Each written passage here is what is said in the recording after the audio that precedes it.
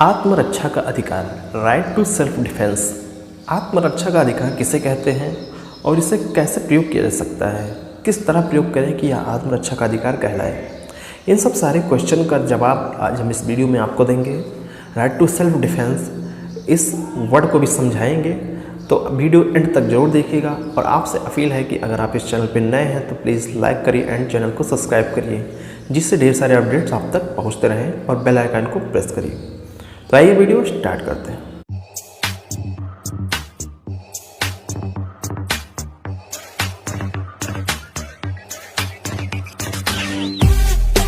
Right to self defence, आत्मरक्षा का अधिकार वह अधिकार होता है जिसमें कोई व्यक्ति अगर आपके ऊपर हमला कर रहा है और अपने बचाव में आप उस पर हमला कर देते हैं। इसमें उस व्यक्ति की मृत्यु भी हो सकती है, उस व्यक्ति का हाथ पैर टूट सकता है या फिर कोई अन्य तरह का नुकसान हो सकता है। इससे अब आप कैसे प्रूव करेंगे कि आत्मरक्षा का अधिकार होगा। तो आइए हम बताते हैं कि आईपीसी के सेक्शन 96(2)(106) में बताया गया है कि आत्मरक्षा का अधिकार किसे कहते हैं। तो आत्मरक्षा के अधिकारों का वर्णन इस सेक्शन में किया गया है आईपीसी के सेक्शन 96(2)(106) में चैप्टर 4 में। तो चैप्टर 4 में इन दिए गए सेक्शंस के बारे में हम बात करते हैं। तो इसमें देखते हैं कि सबसे पहले आता है कि 96, जो सेक्शन 96 है उसमें बताया गया है कि कोई बात अपराध नहीं है यदि वह प्राइवेट प्रतिरक्षा के अधिकार के प्रयोग में की जाती है। अब एक एग्जाम्पल इसमें हम आपको बताते हैं। मान लीजिए आप कोई मूवी देखते थे, ठीक है, पुरानी मूवी की बात करते हैं। उसमें एक विलन होता था और उसके ढेर सारे गुंडे होते थे। हीरो एक अकेला होता था, वो पूरे मान लीजिए 30-40 गुंडे हैं तो उनसे अकेला फाइट करता था। अंत में सारे गुंडों को मारकर हीरो सिर्फ विलन से फाइट करने लगता था। जब विलन से फाइट करता था तो अचानक से विलन के पास से जो भी हथियार होता था वो नीचे गिर जाता था। उसके बाद हीरो के पास गन बचती थी, वह गन फेंक देता था या फिर अगले विलन को मौका देता था कि आप अपना हथियार उठा सकते हैं, then I will fight you.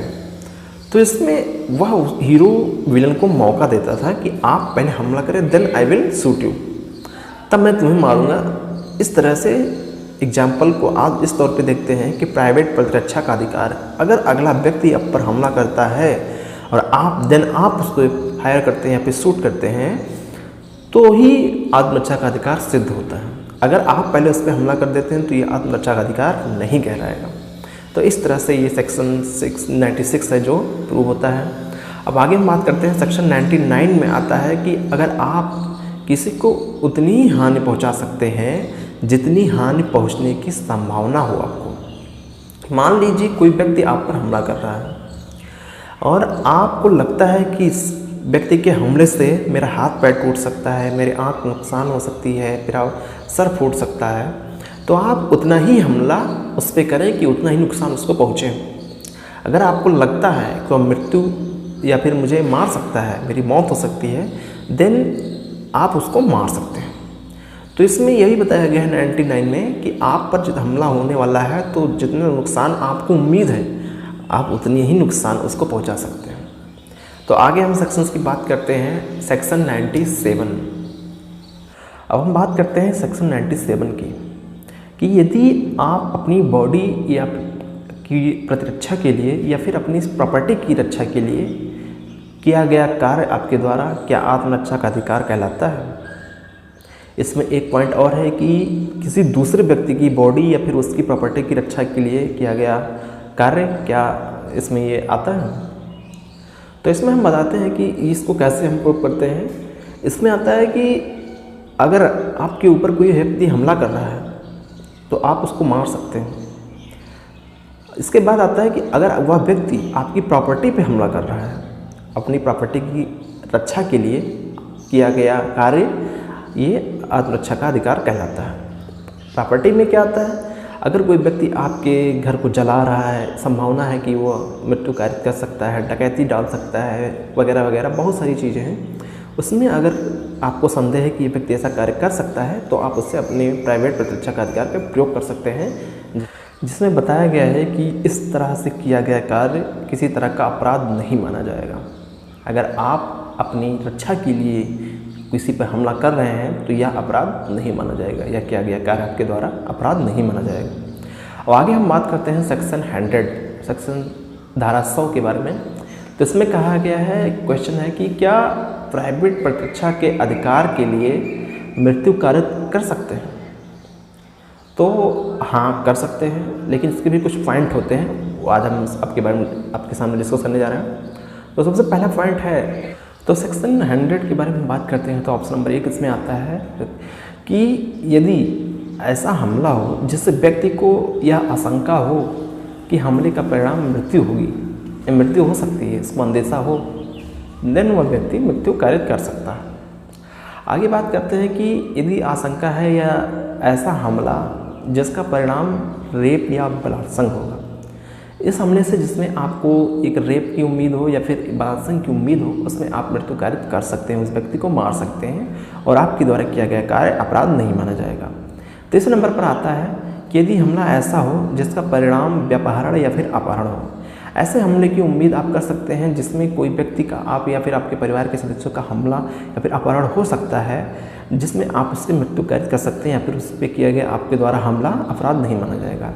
इसमें आगे हम पॉइंट में देखते हैं कि ऐसा हमला जिसका परिणाम आपको अंदेशा हो कि एसिड अटैक होगा, कोई व्यक्ति एसिड अटैक फेंकने वाला है, एसिड फेंकने वाला है आपके ऊपर या फिर आपके परिवार के सदस्यों के ऊपर या फिर किसी अन्य के ऊपर, तो आप उसको मार सकते हैं। ऐसे आपके द्वारा किया गया कार्य अपराध नहीं माना जाएगा। आगे हम बात करते हैं सेक्शन 103 के बारे में। तो इसमें यह कहता है कि कब संपत्ति की प्राइवेट प्रतिरक्षा का अधिकार का विस्तार मृत्यु कारित करने तक का होता है। कौन कौन से ऐसे पॉइंट हैं वो आज हम आपको बताएंगे। तो इसमें सबसे पहला पॉइंट ये आता है कि लूट का अपराध। यदि आपको लगता है कि लूट होने वाली है या लूट हो रही है, तो उसमें आप बचाव के लिए या फिर रक्षा के लिए, प्रतिरक्षा के लिए आप उसको मृत्यु प्रदान कर सकते हैं या फिर उसकी डेथ कर सकते हैं, मार सकते हैं उसको। तो ऐसा किया गया आपके द्वारा कार्य अपराध नहीं माना जाएगा। दूसरे नंबर पर बात आती है कि रात्रि गृह भेदन, डकैती अगर आपके घर में होती है, दल बल से कोई गुंडे आते हैं तो आप उनको मार सकते हैं। यहाँ पर आपके द्वारा किया गया कार्य अपराध नहीं माना जाएगा। ये भी प्राइवेट प्रतिरक्षा के अधिकार में, सेल्फ डिफेंस में आता है। तो आगे हम बात करते हैं नेक्स्ट पॉइंट में। इसमें कहा कि अग्नि द्वारा दृष्टि या किसी ऐसे निर्माण, तंबू या जलयान के द्वारा की गई, जलयान को की गई, जो मानव के आवास में या फिर संपत्ति की अवरक्षा के स्थान पे उपयोग में लाया जाता है। ऐसा स्थान जो मानव उपयोग में लाया जाता है, एक निवास स्थान के उपयोग में लाया जाता है, उसमें किसी व्यक्ति द्वारा उस पर आग लगा दिया जाता है, उसको नुकसान पहुंचाया जा सकता है, तो उसकी रक्षा के लिए किया गया कार्य अपराध नहीं माना जाएगा। तो इसमें हम देखते हैं, आगे बात करते हैं कि जो यह कार्य आपके द्वारा किया गया है वह अपराध माना जाएगा कि नहीं माना जाएगा। तो आपको इन सब बातों को ध्यान में रखते हुए अगर आप कार्य करते हैं तो यह अपराध नहीं माना जाएगा। इसमें तो आगे देखते हैं कि यदि अपराध चोरी का है, दृष्टि का है या फिर अतिचार का है और लगे कि इसका परिणाम मृत्यु हो, तो आप उस व्यक्ति को मार सकते हैं और आपके द्वारा किया गया कार्य अपराध नहीं माना जाएगा। आगे हम देखते हैं, आगे हम एक एग्जाम्पल के तौर पे देखते हैं कि मान लीजिए आप अपने घर में हैं, मान लीजिए एक व्यक्ति ए आपके घर में घुसता है और आप बी हैं। तो ए के पास, जैसे आप दरवाज़ा खोलते हैं, ए के पास एक डेडली वेपन से हथियार है या फिर ज्वलनशील पदार्थ है, जिससे आपको लगता है कि वो मुझे मार सकता है, मेरी मौत हो सकती है। देन आप सेक्शन 103 के तहत IPC उसमें उसको मार सकते हैं और उस आपके द्वारा जो किया गया कार्य है वह अपराध नहीं माना जाएगा, क्योंकि आपने अपने बचाव में उस व्यक्ति को मारा है। तो इसमें नेक्स्ट सेक्शन की बात करते हैं हम।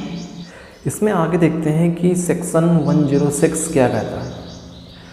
तो मान लीजिए आप मार्केट में हैं और कोई भीड़ अचानक से आती है और आप पर हमला करने लगती है और आपके पास एक हथियार है, बंदूक है, आप गोली चला देते हैं और उस गोली से किसी इनोसेंट पर्सन की मौत हो जाती है। तो यहाँ पर यह राइट काम आता है, राइट टू सेल्फ डिफेंस। आप यहाँ पर अपने बचाव में गोली चलाए थे और ना कि किसी एक को मारने के लिए गोली चलाए थे जिससे उसकी मौत होती है। तो यहाँ पर अपने अधिकार का आप प्रयोग कर सकते हैं और यह काम आता है। सबसे इम्पॉर्टेंट बात यह आती है कि यदि हमला करने वाला व्यक्ति इस प्रकार का प्रयोग कर सकता है, इस अधिकार का प्रयोग कर सकता है, तो वो नहीं कर सकता। क्यों नहीं कर सकता है? क्योंकि यह अधिकार अमान्य होगा, क्योंकि हमले की शुरुआत मात्र से ही यह अधिकार खत्म हो जाता है। यह अधिकार तभी शुरू होता है जब आपके ऊपर कोई व्यक्ति हमला करता है और अपने सेल्फ डिफेंस में आप उस पर हमला करते हैं, तभी यह अधिकार की शुरुआत होती है। और अगर आप पहले हमला कर दिए तो यह अधिकार वहीं पे ख़त्म हो जाता है, समाप्त माना जाता है। अब सवाल ये आता है कि क्या किसी को आत्मरक्षा के अधिकार में कितनी चोट पहुंचा सकती है? तो इसमें कोई ये तो देख नहीं सकता है कि मैं इसको मार रहा हूँ, गोली मारूंगा तो इतनी ही चोट पहुंचेगी। बच भी सकता है, मर भी सकता है। तो इसमें आप उतनी ही चोट पहुंचा सकते हैं जितनी आपको अंदेशा हो। अगर वो डंडे से प्रहार कर रहा है तो आप डंडे से प्रहार करिए, अगर गोली से प्रहार कर रहा है तो आप गोली से प्रहार करिए, बंदूक से। तो जिस तरह वो हमला करेगा आपको अंदेशा होगा कि यह इससे मेरी मौत हो सकती है, मेरे हाथ पैर टूट सकते हैं, मेरे सर को नुकसान, मेरी बॉडी को नुकसान पहुंच सकता है, तो आप उसी प्रकार हमला कर सकते हैं। तो जितना हमला अगला व्यक्ति करता है, नुकसान पहुंचने का अंदेशा आपको होता है, आप उतना ही नुकसान उस व्यक्ति को पहुंचा सकते हैं। तो आत्मरक्षा का अधिकार इस तरह से इसको परिभाषित किया जा सकता है। तो दोस्तों, आज का टॉपिक आपको कैसा लगा कमेंट बॉक्स में ज़रूर बताइएगा। अगर अभी तक आपने मेरा चैनल सब्सक्राइब नहीं किया है तो सब्सक्राइब करिए और बेल आइकन को प्रेस कर दीजिए। तो नेक्स्ट टॉपिक हम लेकर आने वाले हैं आपके लिए, चेक बाउंस का केस कैसे जीत सकते हैं आप। उसके बाद उसमें कुर्की का क्या प्रोसेस है, कुर्की क्या होता है, इन सब के बारे में डिस्क्रिप्टिव वे में आपको हम बताएंगे। तो तब तक के लिए नमस्कार।